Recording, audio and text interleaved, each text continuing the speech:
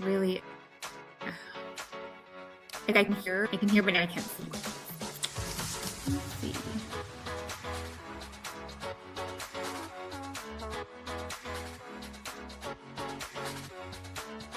Hi, I'm Laurie Battaglia, the CEO of Aligned at Work. Welcome to the Wake Up Call Live, where we have authentic, action-oriented conversations about creating truly inclusive lives and workplaces where people feel they belong. In this time of significant change and debate around workplace inclusion, we're bringing you the perspectives and the practical solutions that matter. It's about real people and real impact. Each month, I sit down with change makers who are navigating these complex waters of life and work. We dive deep into what's working, what isn't, and what's next in leadership and life. I invite you to be part of this important conversation. Drop your questions and insights into the comments, and we'll address them live during the show and continue the discussion afterward. Your voice matters in shaping the future of work.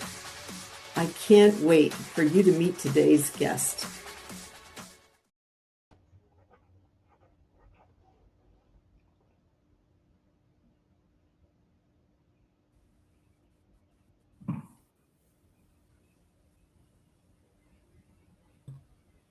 Okay, now then, I'm unmuted. Hi, everybody. I really can't wait for you to meet today's guests. I have two fabulous women with me that I'm going to introduce you to in a minute. I'm Laurie Battaglia, the CEO of Aligned at Work in Scottsdale, Arizona. We do leadership development, culture development. We're all about organizations that want to treat people right in the workplace, treat them like the full humans that they are. So I am really honored today to have two fabulous women with me. First, I'm going to introduce you to Mary Mitchell, and she is the co-CEO of Girl Scouts Arizona Cactus-Pine Council. She helps lead the organization's work on diversity, equity, inclusion, and racial justice. And she holds expertise in community building, engagement, collaborative practices, and team-oriented design. She's a 2017 Virginia G. Piper Charitable Trust Fellow, a board member of the International Women's Forum in Arizona, a member of the Arizona Community Foundation, African American Women's Giving and Empowerment Circle. She is a 2020 Phoenix Mercury Believe in Women honoree and a 2020 recipient of the YWCA's Tribute to Leadership Award. She's also a graduate of Valley Leadership Class 26. Now, I have to tell you, if you're from Arizona, specifically the Phoenix area, these are a big effing deal. And in 2023, she was honored with a Phoenix Business Journal Outstanding Women in Business Award and a 2023 Building for the Future Specialty Award presented by Achieve.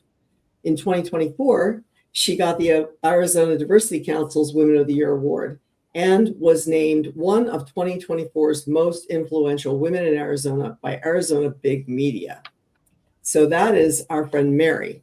Now, Christina Spicer is also co-CEO of Girl Scouts, the Arizona Cactus-Pine Council, and she brings nearly 2 decades of leadership in Arizona's nonprofit sector.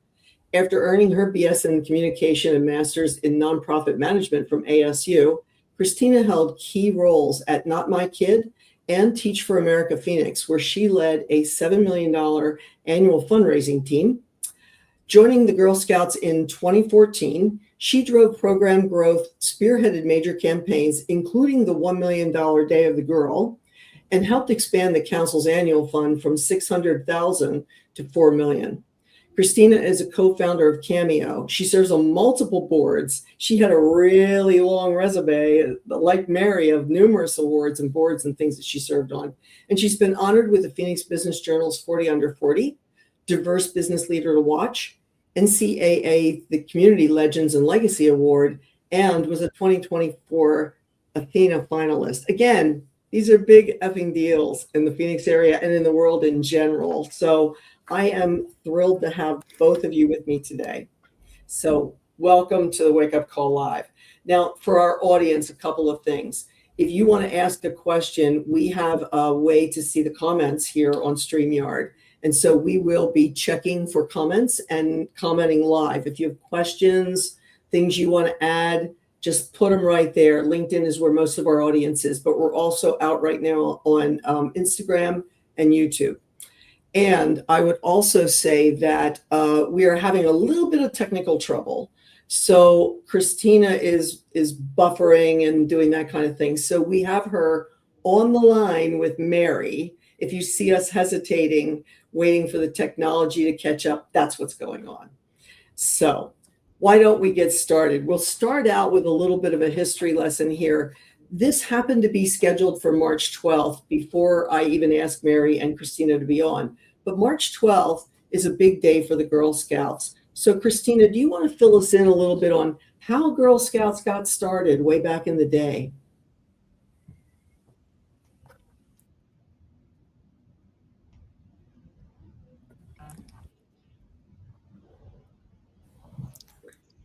Okay, are you coming through, Christina? Is that coming through, Christina? Maybe not. Okay. So I can start that for her if you don't mind, and then she can pick it up as we move on. Okay, so there we go. There we go. It caught up. There we are. Yes. We can hear you. But can you hear me now? Yes. Yes. Okay. So I believe that the question was around how Girl Scouting got started. Is that correct? Okay.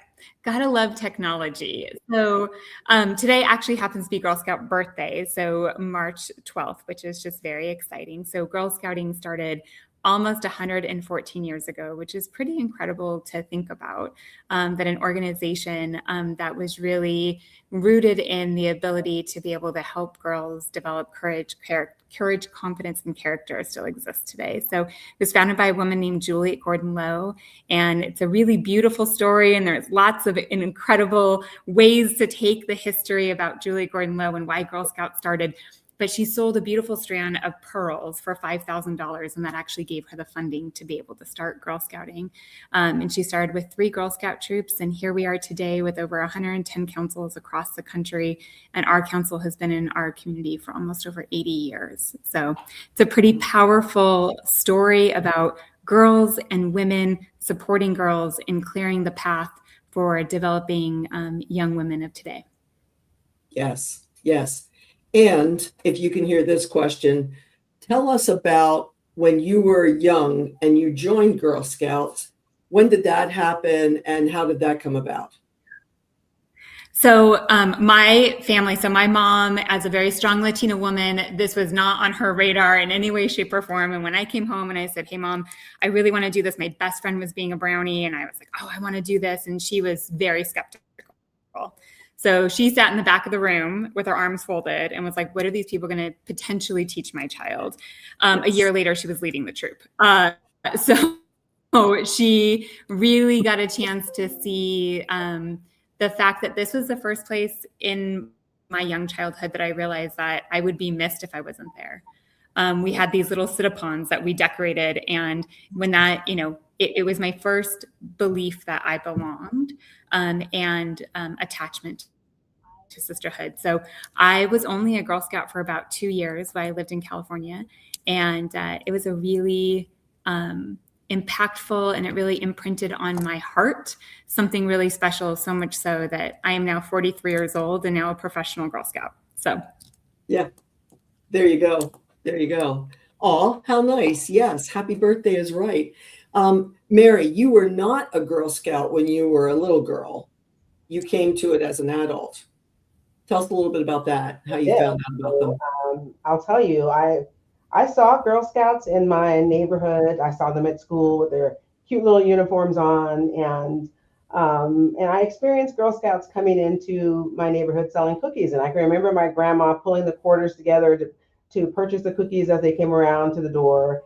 And that was really wonderful to see. And it's really the only thing that I knew, because we had not been offered the opportunity to join Girl Scouts. And I think that was a challenge back at that time. So you can imagine, I'm 58. And so you think about the difference between what was happening during that time. So, the 60s, early 70s versus, how we do that work now, really trying to find inclusive spaces and create more access. So by the time I got around to Girl Scouting, I really was an adult before I understood the power of Girl Scouting. And when I got the invitation to come to Girl Scouts, I really had seen Girl Scouts in action at the Maricopa County Sheriff's Department as an officer. And I really understand the work that we do around GS Impact, at that time, our social justice programs, really working with moms and daughters who were trying to create some connection for them and some belonging for the daughters, and an opportunity to sort of thread those families together in a community setting and to provide some continuity. And so it was really wonderful to sort of bridge that across time. And then now, as a co-CEO, really for me, the crux of the work is to how do we continue to grow and open access to any girl who might want to be a Girl Scout, and in some cases may not even know that they might want the opportunity, or maybe even need the opportunity. But how does one know unless the story gets told? And so work really is now. My daughter was a Girl Scout. She had an excellent time as a Girl Scout. My granddaughters have participated in Girl Scouting. So we know the power of Girl Scouting and what can happen for young girls, and also for those who lead and mentor them. And I want that open to all girls in all communities in terms of the work that we do. So that really is the work, is how does one continue to expand the scope of that, so a girl doesn't have to wonder, she doesn't have to look in, she actually can have the opportunity to be a part of and experience that sense of belonging, should she want that. Yeah, and you both brought up a really important point there about your backgrounds, your race, and how sometimes that, depending on where we are in history at the time, can really exclude people. When I think back, I'm going to tell my little Girl Scout story and then get out of the way and let you both talk. I unofficially joined at age 3. So my mom was an assistant leader. My parents were always the background people. They were always the assistants to other people. So of course they raised two boys and a girl that have to take the lead on everything. So that's how that goes. And she would take me along because she was, I believe, a cadet leader at the time. And the girls would want to stay back with me when I took my nap because that would get them out of a hike. And as a person who doesn't hike, I can understand that. And then I went into brownies. I went into, I'm a boomer. I'm turning 70 in about a month, in a little bit over a month. And so we actually had 2 full-on Girl Scout troops because there were so many of us at that point. But it was really a part of my church, which was Lutheran, tended to be all white, and the area tended to be pretty predominantly white. So it played a bigger role than what I realized in it at the time, but it gave me the exposure to sales skills and leadership skills. And my mother was not putting up with like her daughter getting anything. Like I had to overly document my badges. And I was competitive. I was a collector of badges, but I had to go above and beyond because she would have nothing to do with favoritism. So you worked harder than anybody else did. And ultimately, when I got to cadets, this kind of goes to the people leave leaders in work, not necessarily places. We had a leader that was around my older brother's age, 6, 7 years older. We had 2 leaders. One was really super easygoing, and the other was very regimented and was like, you must call me Miss Barbara. And this is now the late 60s, early 70s. We weren't having it. And ultimately, most of us left the troop because we didn't like the leader. So I don't know that needs comment. You can comment if you like, but that was my entire Girl Scout story. My brothers were Boy Scouts, and my dad was active with them, and my mom was active with me. So. I know what Christina would say, but what I would offer is really why the story needs to be more widely told around the various kinds of opportunities girls can have. Like sometimes you land in a troop, which is true for my daughter, and it's not the right troop for you the first time around. Yeah. And knowing that you have a choice to be able to move to another troop that might be actually participating in other things that might bring the kind of opportunity that you're looking for. And I think that ability to move across the system of Girl Scouting and also to participate as an individual girl member. For 4 years, my daughter was an IGM, and she participated on her own and made her own choices about what that Girl Scout experience looked like for her. And so I think, luckily, today we're telling that story more broadly, and so that families, girls can understand that just because you land in a troop, we hope that you don't leave. We hope you are in inquiry about, maybe this isn't the right choice for me. Could be it not be what the troop leader is doing. It just might be, that's not the right experience. So let us help you find the experience that will speak to you. And I do see girls making more and more of those choices when it doesn't, they don't land in, quite the right place the first time, and sort of being able to ask those questions. So I hope that that's happening for most girls, and that that's broadly known, that they can make a choice about their experience. I really like that. And I hope parents hear that, because sometimes we're like, you just stay, like, come on, I don't want to drive further or whatever. It's important because it forms your feelings about yourself, whether you feel included, whether you feel like you fit there. That's really super important. So thank you for bringing that up, Mary. You're welcome. Much appreciated. So what were some of the important skills that you feel either you learned as being part, whether it's adult or growing up? What are some of the important skills, or maybe, what your daughter learned there? What do you see girls developing? Christina, do you want to take that, or do you want me to start? Would you? Sure, I'm happy to take that. So, personally, I would say that it was this really unique opportunity to feel that sense of connection and belonging. Watching my daughter go through it. So now my daughter has been in it since kindergarten. So now she's in 7th grade. So 8 years worth of witnessing the power of Girl Scouting in my home is very different. It's one thing for Mary and I to talk about all of these really incredible aspirational things. And you say things like, oh, she was once a really shy kid and now she's bursted out of her shell, right? You can say that, and you kind of hear it and you're like, oh, that's so lovely. But when it happens to your own kid, you're like, she was a really shy kid. You don't understand.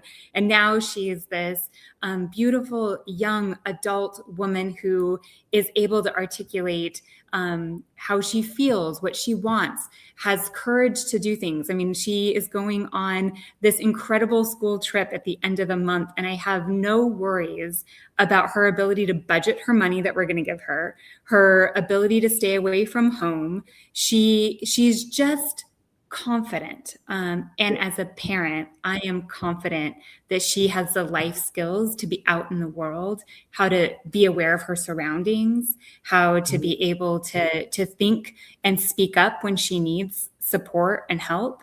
And as a parent, like, that's what you want, right? And the other thing that I will say that is really critical in our model is that she has other adults who care and love for her.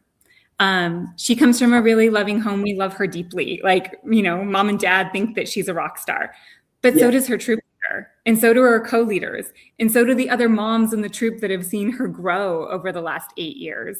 So when you have a community and a scaffolding of women and men who are around these young people that say, we really do believe in you. And later on, I'll share a little bit about some of the leadership skills that I've watched her develop, but I'm telling you that this has been a really powerful part. And the last thing I'll say, and I'll stop talking about my kid, but it's so relevant, is that I think that Girl Scouting has become part of her identity. So she had to write this bio about herself at the end of 6th grade. And Girl Scouting was a part of that, right? Like it's become part of her sense of pride. And it may not always be, right? Like, we all have growth and move on towards things, but in this early development of who she is as a person, that somehow Girl Scouting has been a place of taking healthy risks, trying new things, and taking adventures that, as a parent, I know she's really safe to do. And, it's a gift in the thought that we get an opportunity to hopefully provide that love to over 13,000 girls is pretty incredible. Yeah, definitely. Mary, how about you? What kind of skills do you see? Well, I'll speak to the skills that and the values that relate to who I am as a person.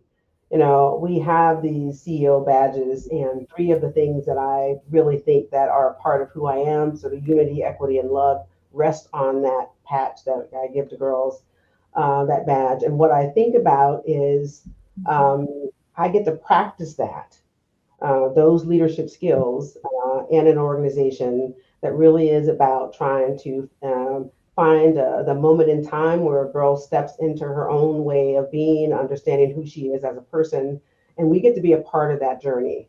And so I think, as a leader, who talks a lot about Girl Scouts being about the Girl Scout leadership experience, I think that the really wonderful opportunity for me is to take all the things that I care about when I was invited into the space, all the things that I carry as a human being, and to use that in a way of understanding that the things that I do today will really matter for tomorrow. Mm-hmm. And I think that that's really important. I'm sitting here looking at I have a sign in my office that says, "Truly ours is a circle of friendship, united by our ideals." And that's a quote by Juliette Gordon-Low. And I think about the ideals that I have as a leader and how that connects to Girl Scouts as a system. And as a system, what we want to see happen for girls all across the United States, that they can understand who they are, that little girl in them, that they can start to work on what that will mean for them in the future as they grow into adulthood. And they don't have to leave any of that story behind. They can take those leadership skills, as I have done, and that their way of being and their values, who they are uniquely as an individual, whether that is connected to any demographic or anything that they might bring along with them, a particular innate skill or experience that isn't learned in a classroom, but comes as a part of the package in terms of who they are as an individual, and really practice those. And so it's part of this sense of pride, I think, for me as a leader, is to say that I don't have to separate those things, that Girl Scouts open space for me as a leader to really hold space for those thousands of girls. We serve over 13,000 girls a year. That's a big deal. Yeah. Across 75,000 square miles, a really unique and a really unique footprint. And the other thing I'll say is that I learn as much from the girls and the staff and the people that are with me and Christina every day. And as a leader, I hope that's what's happening for girls. I hear it in Christina's story about her daughter, right? I hope that that's what's happening for girls, is that they are understanding who they are, that they're able to use their voice, and that as they sort of get a hint of what is that thing that's unique about me, that I start to understand my own leadership, that I get to put it into practice. And I get to put into practice not only the things that I know and that I'm good at, but the things that I learn every day in order to ensure that we are creating an opening space for all girls. And that really matters. It's why I show up every day. And it's why I think about our mission and who we are. And the only way I would cease to exist in that space is if I could not practice the values that I have as a leader. And I'm just grateful that I get to do that in Girl Scouting, and I have for 28. This is my 28th year in Girl Scouting. And every year that assessment occurs around, can I still practice the things that I value and I believe in on behalf of girls that will keep me in my own space of understanding of what it means to be a unique individual in today's world, particularly as a woman. And then I'll add, as a woman of color who happens to lead a very vibrant organization with a pretty incredible group of people. Yeah. And I think when girls can look at the two of you and say, hey, they're co-CEOs, which, that's not on my question list, but I do want to go to that. Like, what's it like to be a co-CEO? How do you figure that all out? I think about how at risk young girls are from so many forces. Let's bring the worst one out in the open, and that's the sexual abuse, sexual harassment, all the things that we tell young girls to guard against. And then social media, TV, whatever the forces are that are buffering them all the time. I think it's so hard to get your confidence if you lose it as a young girl. And there's a point in time, I think they've studied that girls are, just unsure. Most of them are unsure. And whether they act brave or not, they might still be unsure. And so I think the more we can do to shore that up, you're making me think about, when was it that I could separate off from my mother, because she was there with me till 6th grade. And it wasn't till 7th grade when we got with the wrong leader that, that we really were pulled off into just a group of girls who had to figure things out on their own. So I think I would, as a boomer mom and grandmom, I think I would encourage parents to support and occasionally get out of the way, because the skills that you build that say, like, I can survive in the woods if I have to, I can do this, I can do that. It's the things that just build us up and make us, and then to have an adult make us feel seen. Oh my goodness. Like, that's what I want for my granddaughters. And they were Girl Scouts, and their mom was a troop leader, or cookie, I'll call her the cookie queen because she had all the boxes. But as long as I can get my Thin Minutes, that's all I care about. Girl Scouts, like, they rock. I was going to bring my frozen box of Thin Mints in, and I forgot to, have a prop. But yeah, a great prop. Yeah, pretty amazing. So we called this talk Trailblazers for Tomorrow. So is there anything you want to add that we haven't talked about, that you want to talk about? How do we make them into trailblazers? I think you've covered it well, but is there anything you want to add to that? I'm just sending Christina the question just really quickly so that she can sort of add in. That sounds good. And I'll just ask people while you're doing that, if you're out there and watching us live, by all means, comment questions. We will answer them live.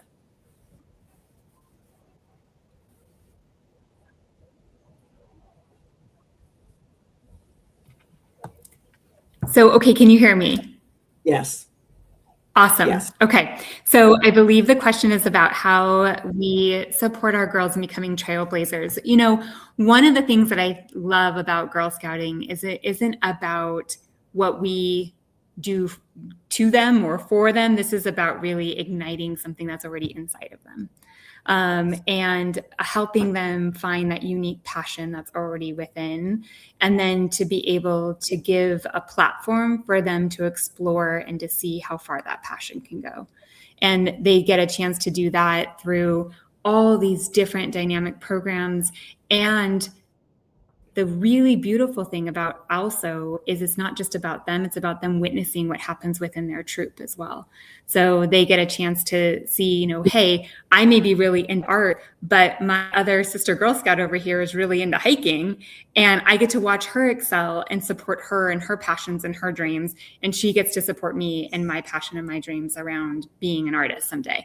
And so I think that when we think about trailblazing, I think it's about, we don't know what there is in the future, and they do, because we want to help unlock and create the space and environment for them to live out their fullest potential. And I believe that we've been doing that for over 114 years, as the adults and the volunteers in our organization really help to clear the space of, all the adult things and all the challenges of why something shouldn't happen. And we allow girls to walk through that path so that they can really explore that for themselves and to have some own self-realization about what they're designed to uniquely do in this world. And that's really special. That's a really unique space to sit, and a big responsibility. And I love this story about Julie Gorton-Lowe that is told over and over again. And I bet over the years it's gotten a little bit of myth around it. But the story is about, when she first started, that basketball became like a thing, right? And so girls wanted to play basketball. And so she allowed her troop to play basketball in their bloomers, which is like, your chonies. And so people would walk by and they would faint, and they would be like, oh my goodness, girls playing basketball. And so then, they called Juliette Gordon-Lowe into a town meeting and said, you must stop immediately. So instead of saying to the girls, no more basketball, they said, well, she put like a curtain up type situation around the basketball hoop, and the girls could still play. And I think that really symbolizes what I believe a lot of our leaders do today, is they say, our girls want to do this. Let me figure out what is the curtain that I need to be able to put up to ensure the fact that our girls can be trailblazers and really try the things on that are going to be able to make the world a better place. That's what we're all about. And I do believe that each individual person is uniquely designed to do something special in this world. And I hope that Girl Scouting helps to be the platform that launches that for them.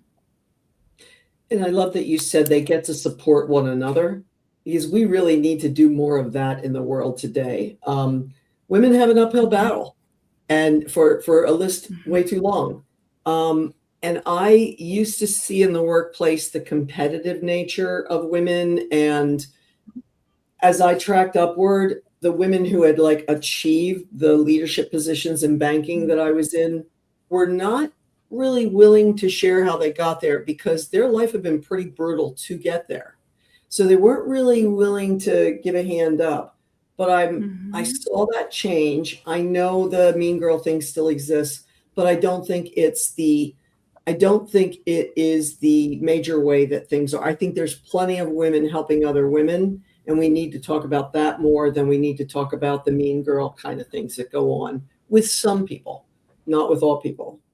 So, okay, so let me go over to Mary. Now, you lead the organization's work on diversity, equity, inclusion, and racial justice.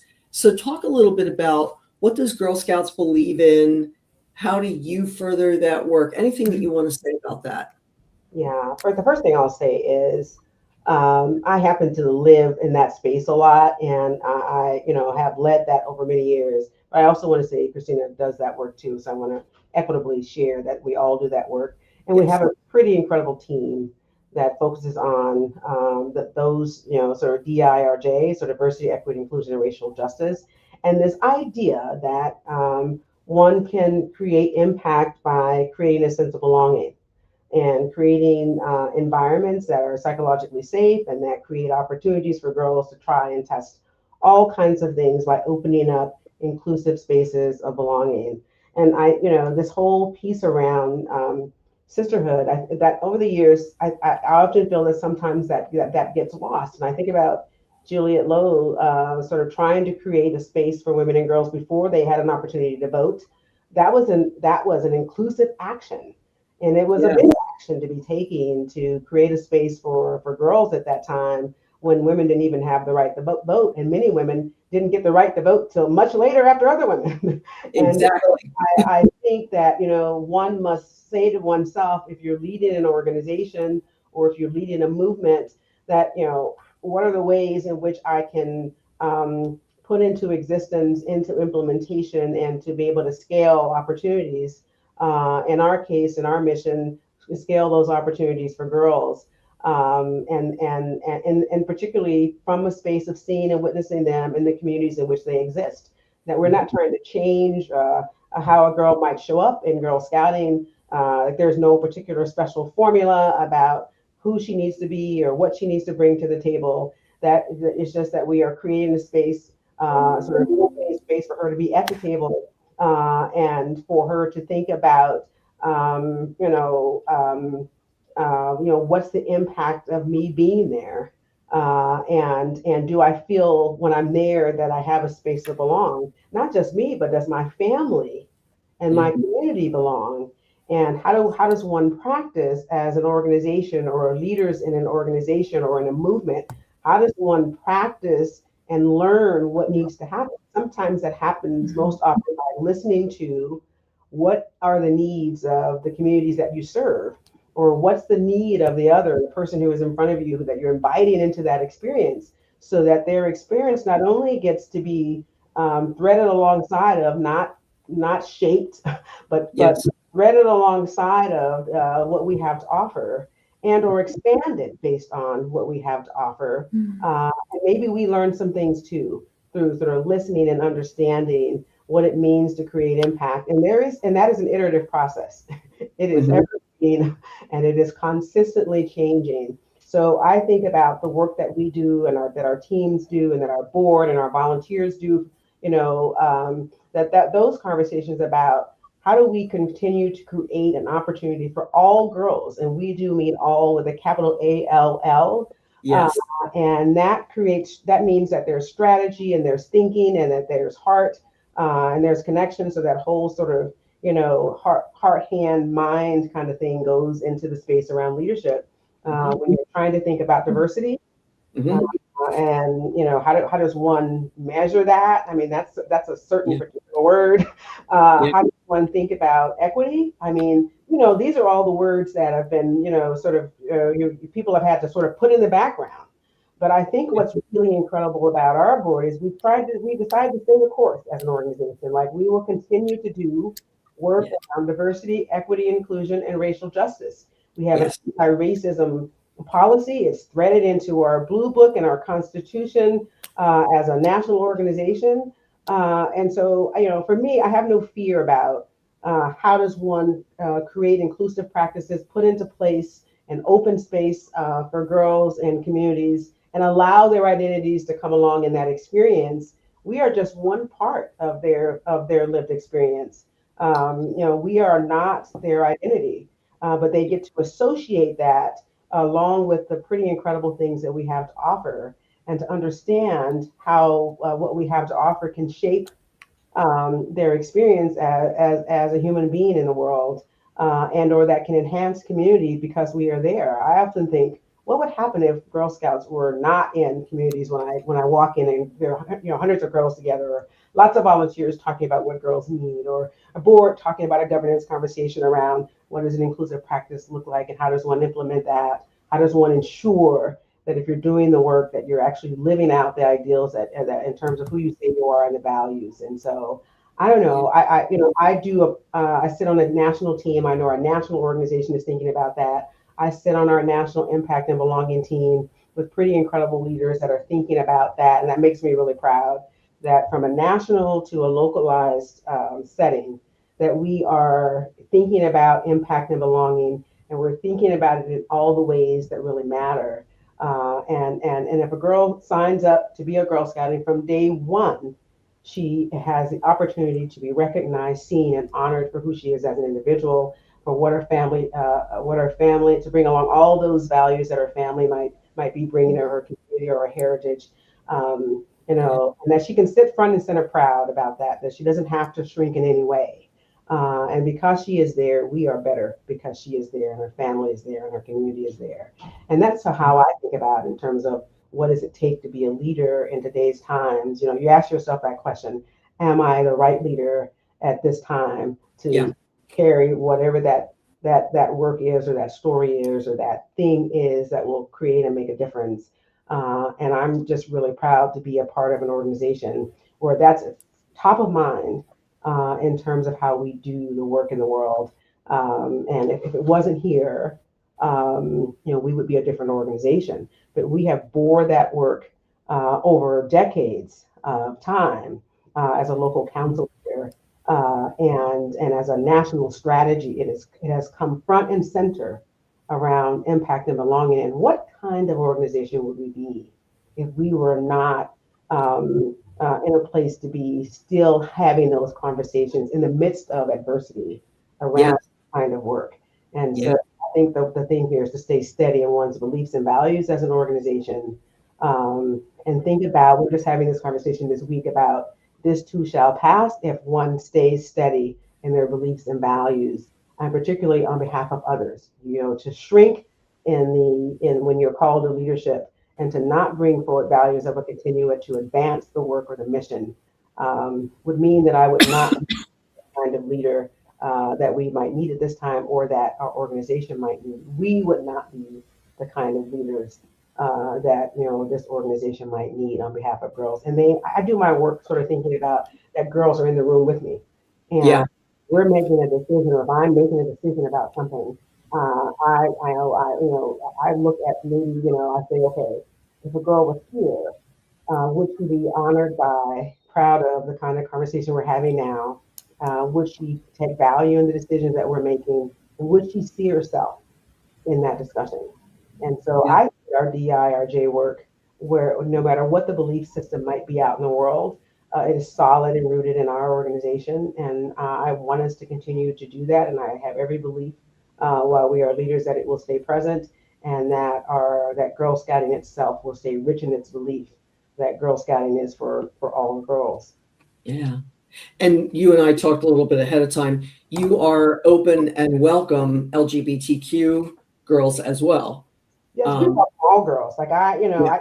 that has sort of become a sort of a part of a conversation. Yeah. And Yeah. if a girl registers as a girl, it's for her to make that choice. It is if she registers as a girl and she lives in the world that is her identity, then we can serve her and we will serve her.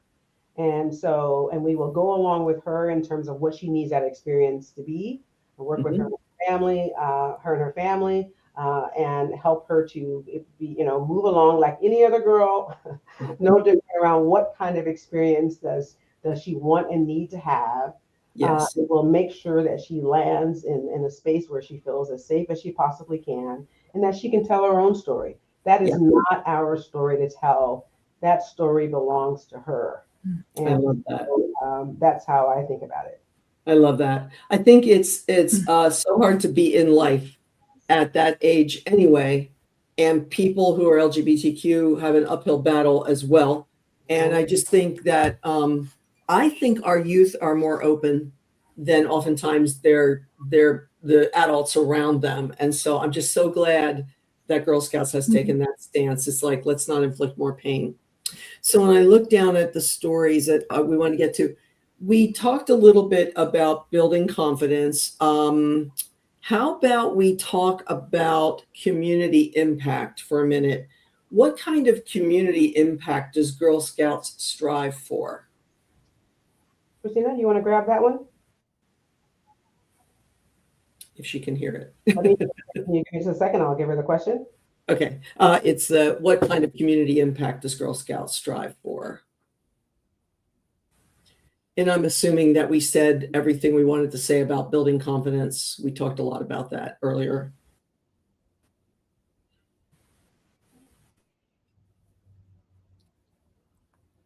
This is called being nimble, which is a leadership practice. It is. Agility is a skill that everybody needs. Adaptability is something we all need. I love that you figured out the workaround, though, Mary. Yeah, I try. I give it my best shot. Yeah. So, we have an equitable experience here. So, Christina, can you see the question, or? Maybe not. Not. I can hear you on this side, but we can't hear you on the screen. So how about? Okay, there you are. There we go. Can you hear me? Okay. Yes. Awesome. Okay, good. And thank you, Mary. See, this is the beauty of shared leadership. And maybe one of the best ways to start about community impact is being able to model a very different way of leading, right? Yeah. I mean, and in some ways, this example of the power of shared leadership for wholeness and wellness, as well as the power of two really unique and different voices coming to the table to serve girls, which I think is really important. So in some ways, this opportunity to show, and Mary and I have been in our co-CEO role now for 5 years, and prior to that, served together as deputy directors for 5 years prior to that.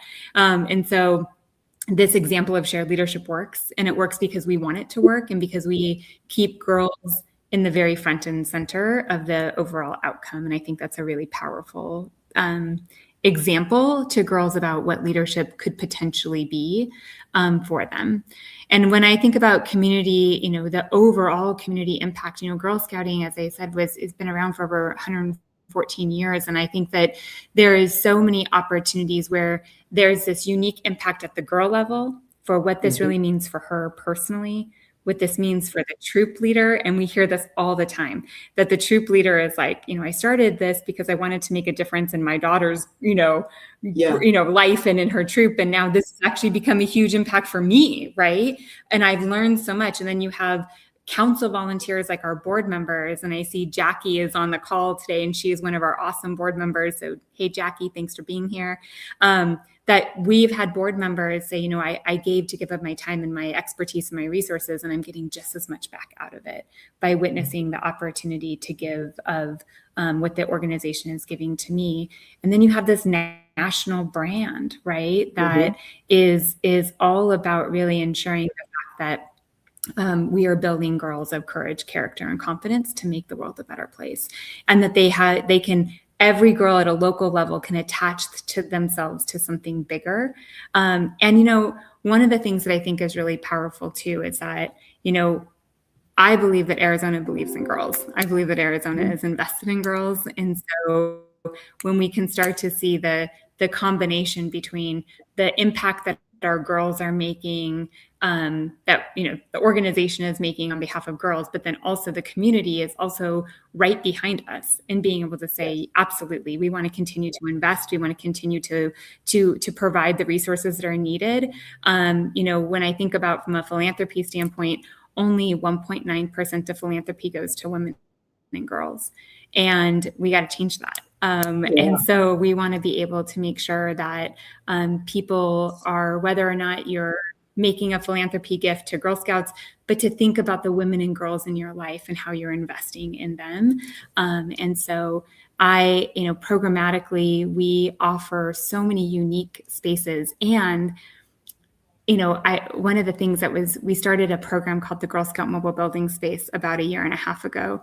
And one of the questions that was asked was, well, did girls ask for this? And so there's this fine balance in our programming of, did girls ask for this? But how would you ask for something you don't even know exists out there yet? Exactly. So sometimes you have to provide the opportunity to really do something, test it out, and take the risk that, hey, this may or may not work.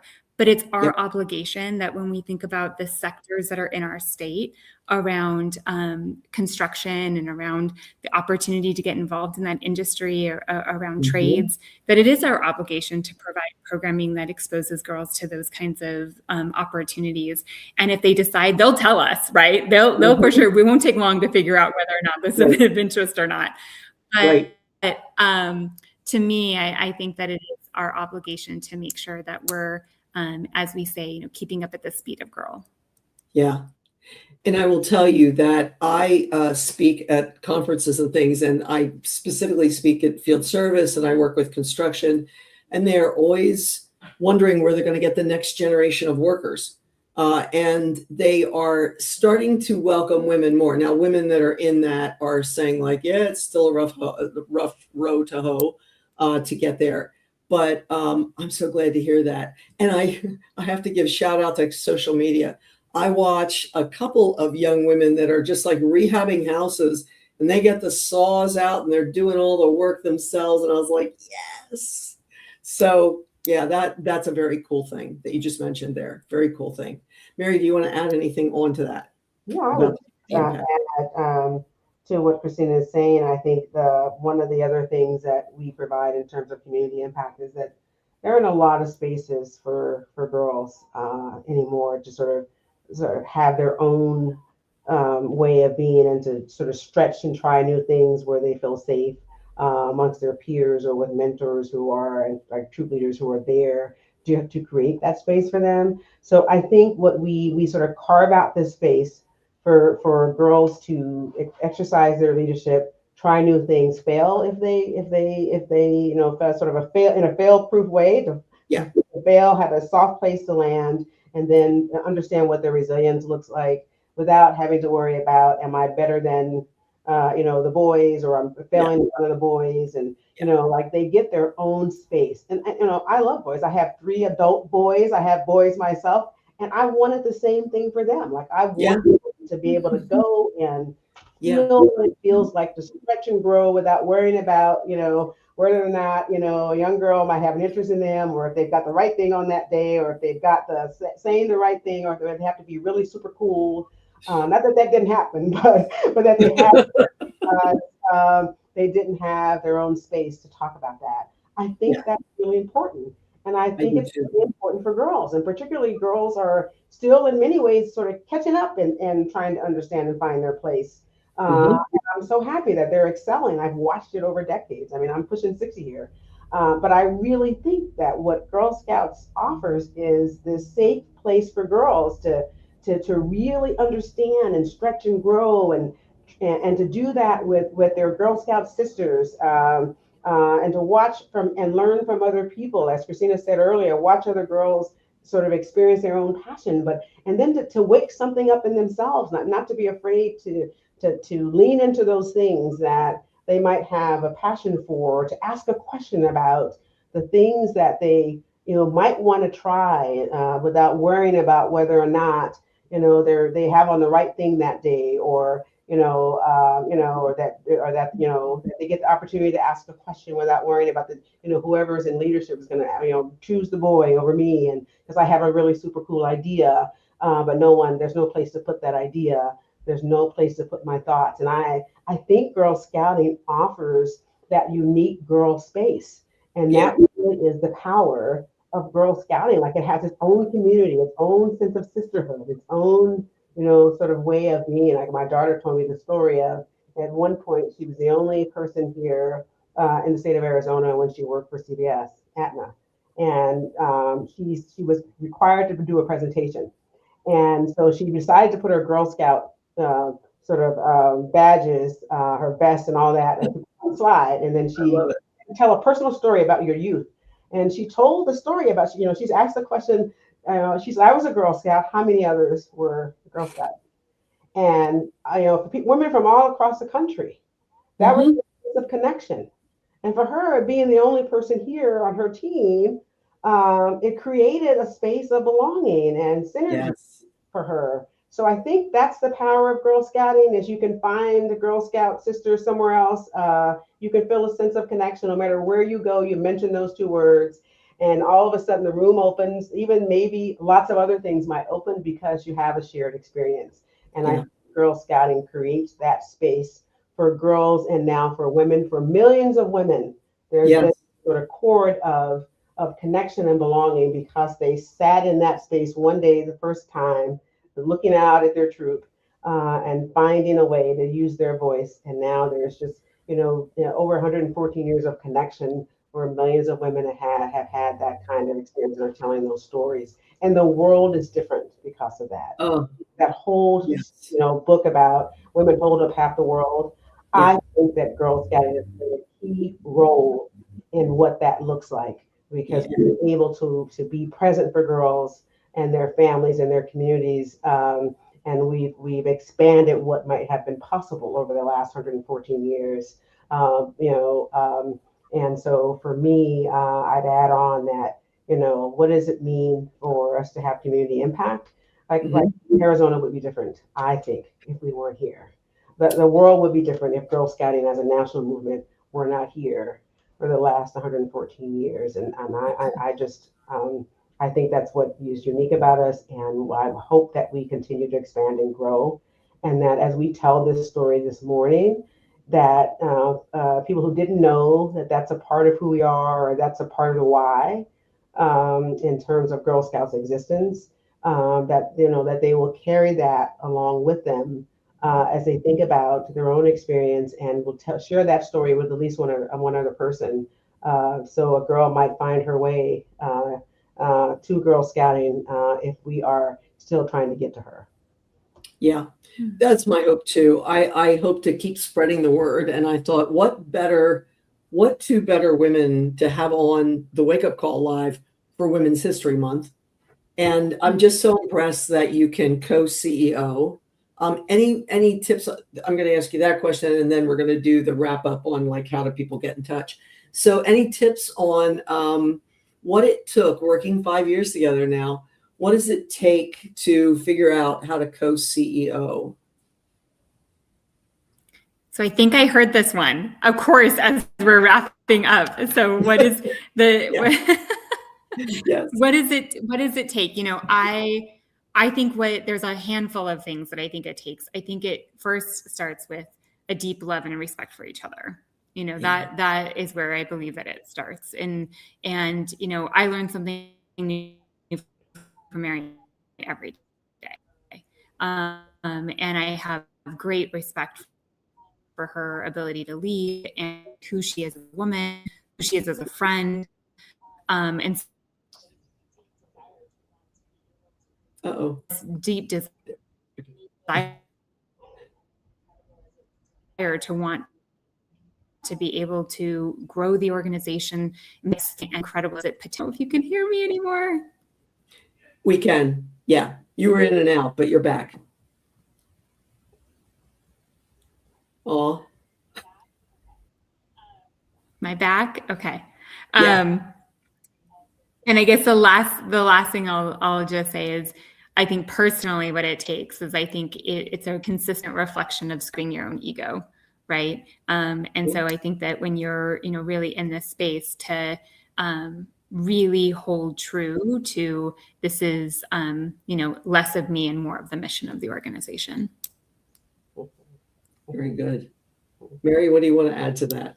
I would say ditto to that. All the things that Christina said, that it really is about, respect, love, creating space for dignity for each other, to really hear each other's voice. It takes a lot of communication and listening and understanding, providing safe spaces for each other as leaders to really say what needs to be said.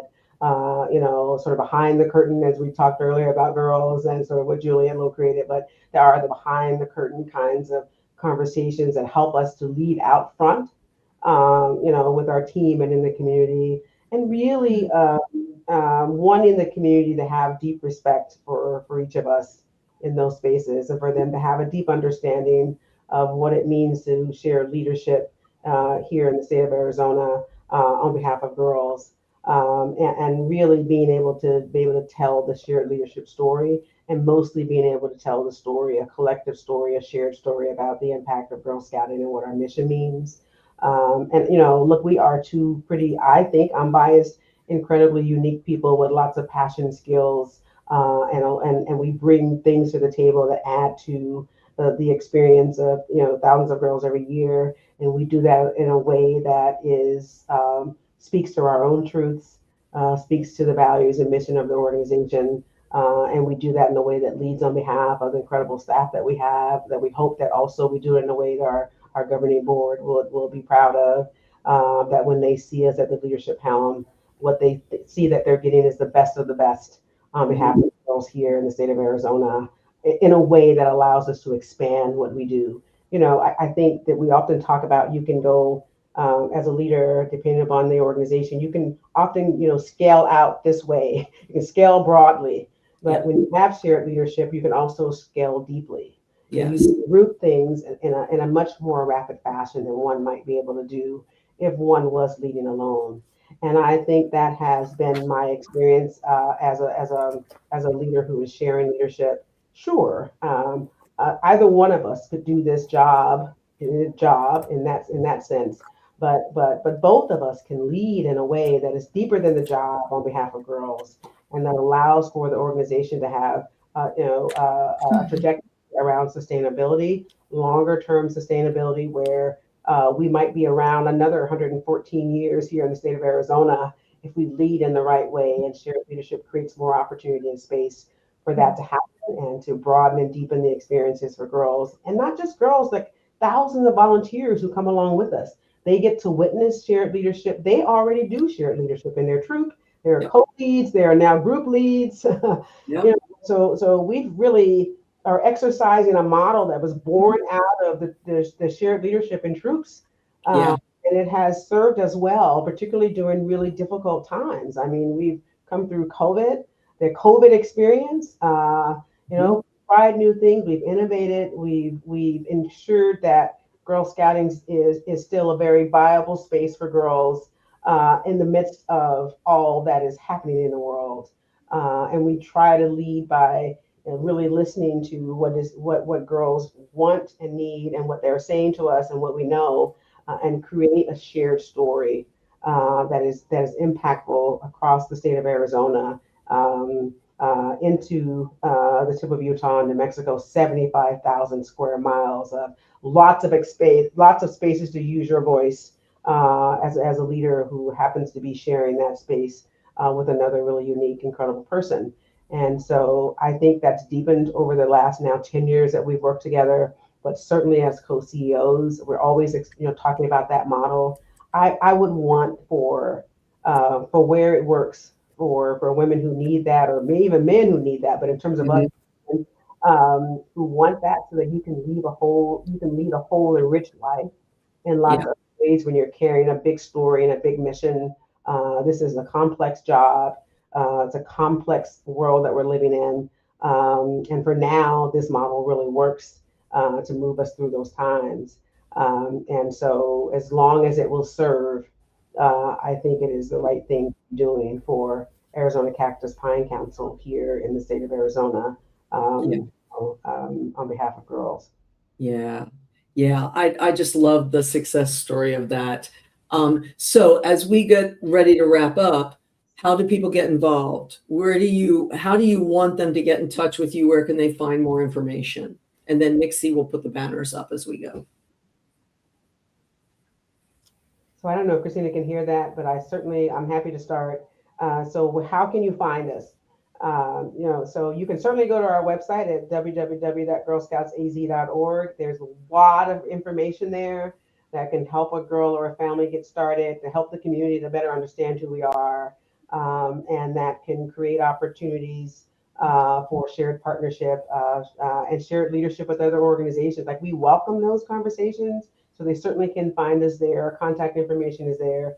And then you can find me on LinkedIn anytime. I get contacted all the time. LinkedIn is an incredible space to find people, to network, to create opportunities, and to find opportunities for not only self-growth, but for organizational growth. And so you certainly can find me on LinkedIn. And I see that that information has been shared. And then you can always call our office at 602-452-7000. That's 602-452-7000, and you can find us. You can certainly find us there. I'll pass it over to Christina to say more about that, but that's at least a number of ways that you can find us through our Facebook pages and lots of other things. Okay. And Christina, do you want to add to that? Awesome. I think we're doing the wrap up part. So thank you so very, very much. I really appreciate the opportunity to just sit with you, and thank you for highlighting Girl Scouts on such a special day for us.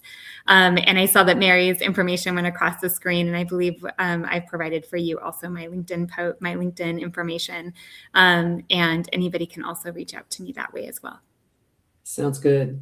Thank you to both of you. It's been a delight to get ready for it and to do it today, to talk with you today. And especially, as someone who was raised from the formative years on Girl Scouts, and over there, Boy Scouts too. But, for Girl Scouts was my experience. I just, I really value the organization, and I valued meeting both of you. And thank you so much. By the way, for our audience, we will be putting all those links down in the comments.